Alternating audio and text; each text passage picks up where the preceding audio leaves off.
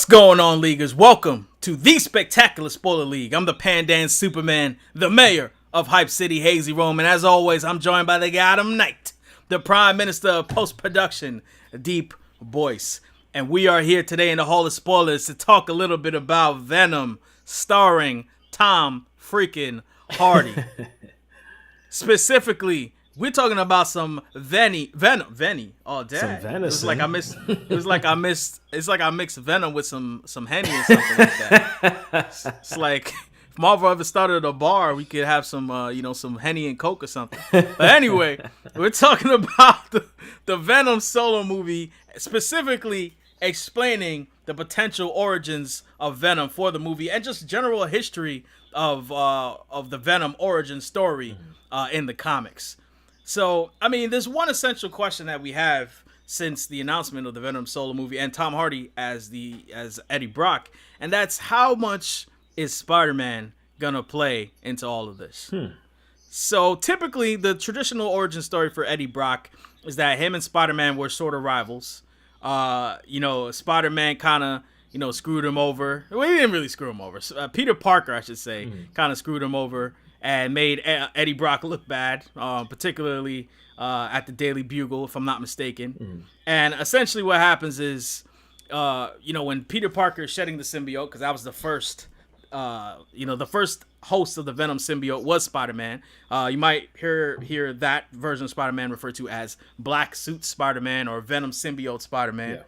But essentially Brock goes to a church to pray for vengeance against Peter Parker. He hates Peter Parker. He's upset with Peter Parker.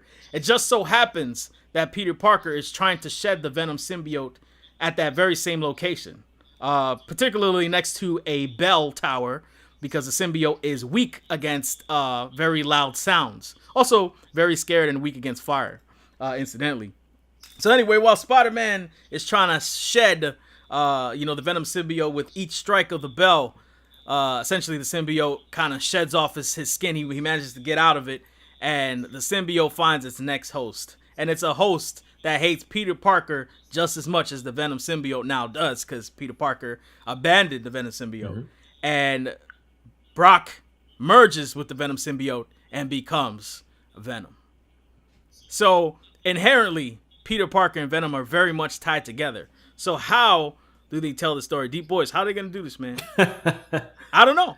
I mean, I don't think Tom Holland is going to be featuring much in this Venom movie. At the most, it's going to be a cameo or, a very short amount of time spent in the movie. True. I think they're really saving Spider-Man for the cinematic universe, the Marvel Cinematic Universe. Yeah, I mean, Sony and Marvel have that deal going. So like you said, at the most, he'll be a cameo appearance. And I mean, when we talked about this before, you mentioned that there was a period of time before Civil War, Captain America 3 Civil War, where Spider-Man was being Spider-Man. And there's a possibility that he encountered some of his villains and maybe even Venom. But I'm not entirely sure that they're going to go with Venom ever being a host of Peter Parker. I guess part of it because Peter Parker's so young.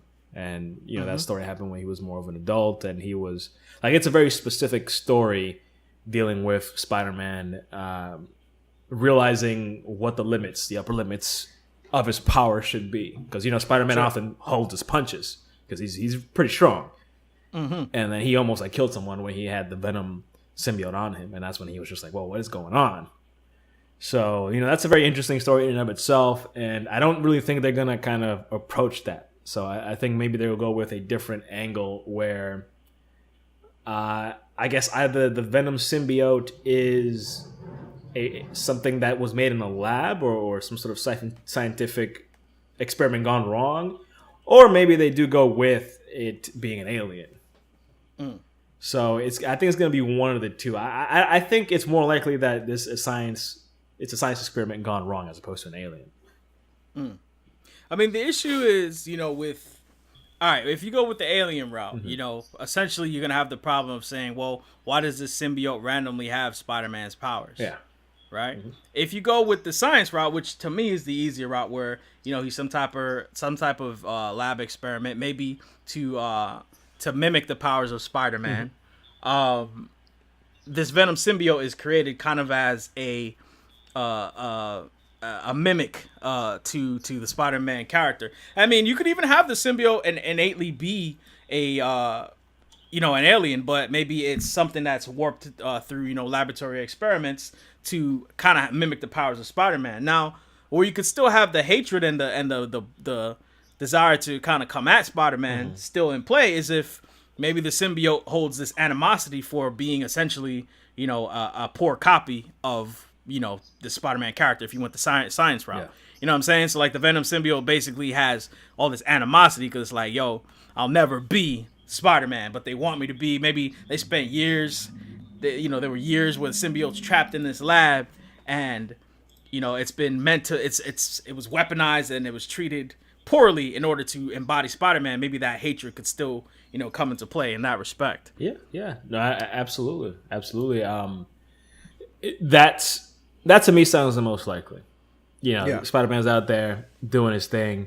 People want to capitalize because he's a solo agent, and organizations, companies, they want to profit. Maybe people want to weaponize it. I mean, that's always almost like a superhero trope. Definitely. And when we were talking about this, I was thinking about the origins of Venom in Ultimate Marvel, Ultimate Spider-Man, where he was a creation of Peter Parker and Eddie Brock's parents. They were both scientists, and they were working to find a cure to cancer. So that's why I guess Venom almost it's like some sort of cancerous type of thing if you kind of really think about it. The way it spreads, but it didn't really work out. And then I guess like Shield or somebody else was trying to saw that it had an alternate use, maybe as a suit for destructive purposes. But again, that would also really affect the origins or the motivations of Eddie Brock in this movie, because that's something that you have to also really take into consideration. Who is Eddie Brock in this movie? Does he work at the Daily Planet? Is Daily Planet right? No, Daily Bugle. He actually worked at the Daily Globe. I actually said earlier he worked at the Daily Bugle. He worked at the Daily Globe, which is a rival to the Daily Bugle. Yeah. So that's where that Peter Parker rivalry comes from. Yeah. So is he also a reporter, or like we talked about in our other video about top 5 villains Venom should have or could have in this movie?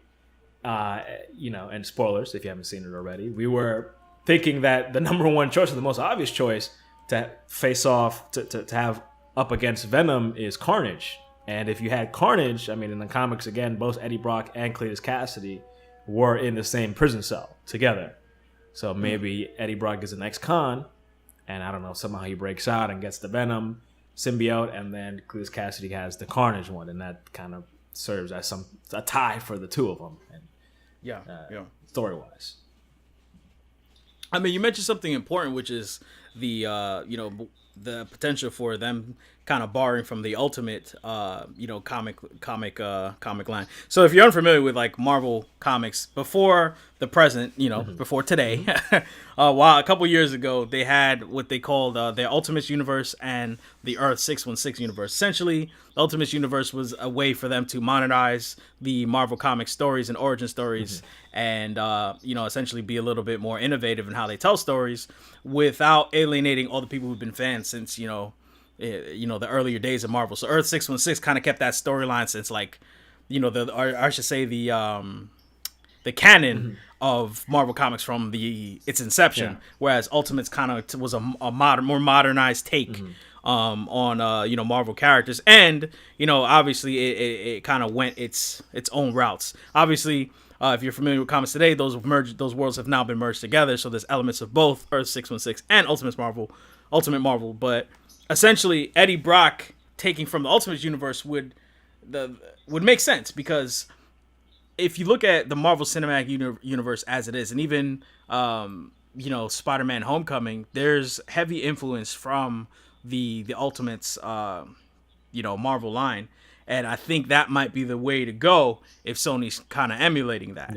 I think to touch on your point about Eddie Brock and Cletus Cassidy, I think that's also a smart way to go. That being said, if you did want to tell a story where Spider-Man does have some innate connection to the Venom symbiote, let's say at the beginning of the movie, there's some type of short origin story, so to speak, where, I mean, we know Peter Parker has operated as Spider-Man prior to Iron Man finding him in Captain America Civil War. Mm-hmm.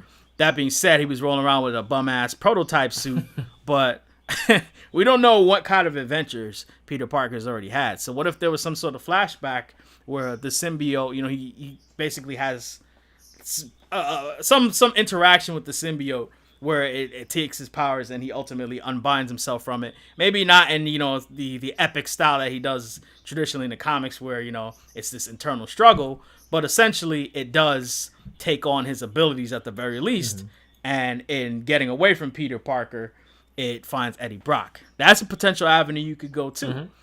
Mm-hmm. And, you know, Tom Holland has already made it clear that he'd love to appear in the Venom movie. Mm. So if you did want to go that route, you could. The dangerous thing, though, is that I really do think that they're saving Spider-Man for Marvel Cinematic Universe adventures. And not only that, if Venom isn't good, you're taking a tremendous risk by including the Spider-Man character in the movie. Yeah.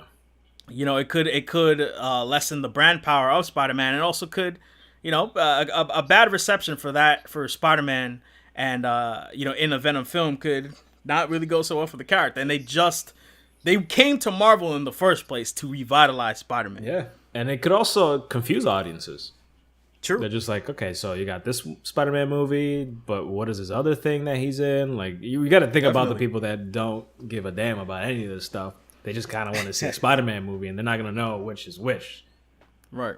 You know, and if, like Hazy said, if he's in one bad Spider-Man movie, and they don't realize, oh, this is one company and that's the other company, then they're probably not going to see the next Spider-Man movie. Because they're gonna think back, it's like, oh man, that Spider-Man movie that movie with the spider things in them sucked. I'm not gonna see this next one all by himself. Spider-Man all by himself for the whole thing. Nah. So that could be a problem. But I think all in all, Eddie Brock is probably gonna be down on his luck in some way, shape, or form. Yeah.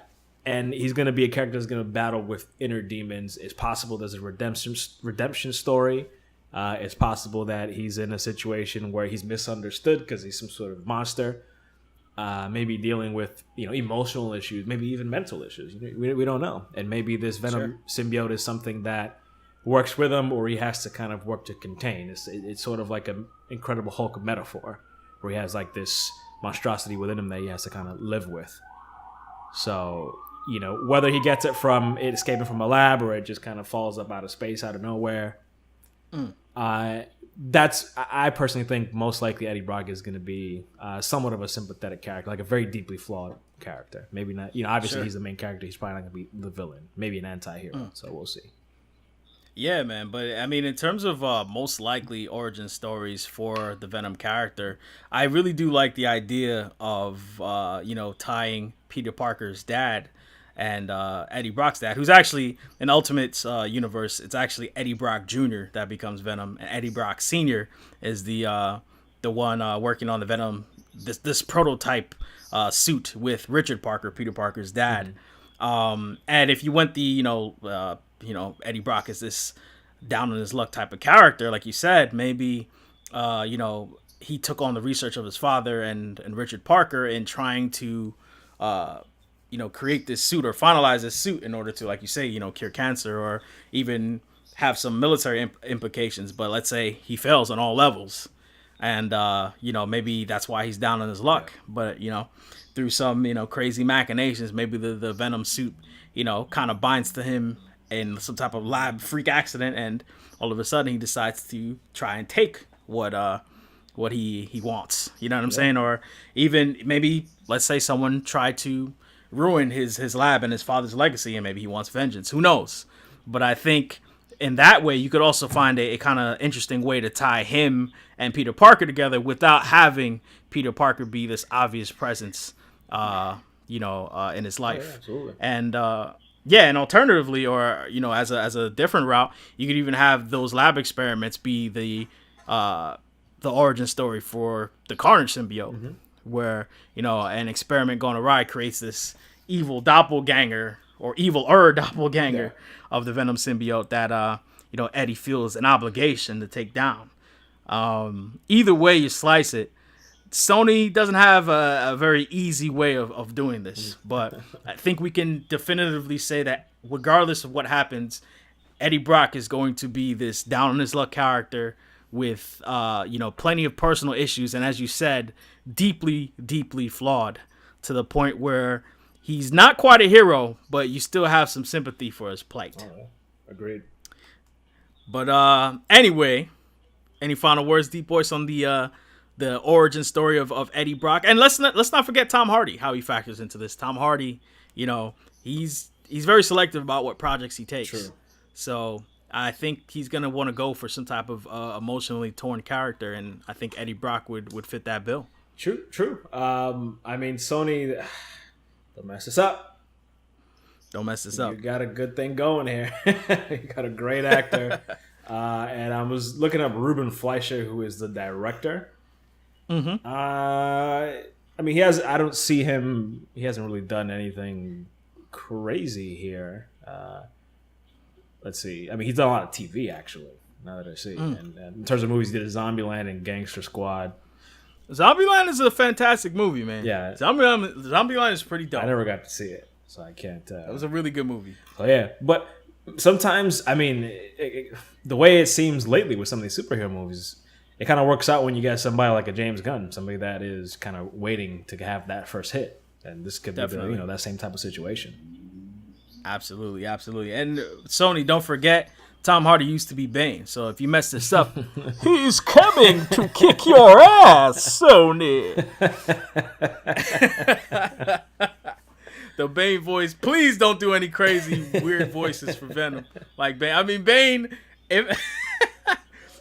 Bane, in the moment, when he said he had some cool lines, but in hindsight, he had a really ridiculous voice, man. I always remember that scene in Dark Knight Rises where he's like, "What a lovely, lovely voice." And the kid is singing. Please don't do that, Sony. Anyway, guys, what do you think about the Venom solo movie that's on the horizon, man? What do you think Sony's going to do in terms of the origin story? Do you want to see Spider-Man? Or do you want to see Tom Holland reprise his role as Peter Parker in the Venom solo movie? Let us know what you think about the movie. And by all means, join up with the Spectacular Spoiler League by hitting that subscribe button. And if you like what you heard today, if you like my Bane impressions, please drop us a like, man. We greatly appreciate that. Me and DeepBoyce are getting out of the hall of spoilers. We'll see you guys on the next one. Peace. Peace out.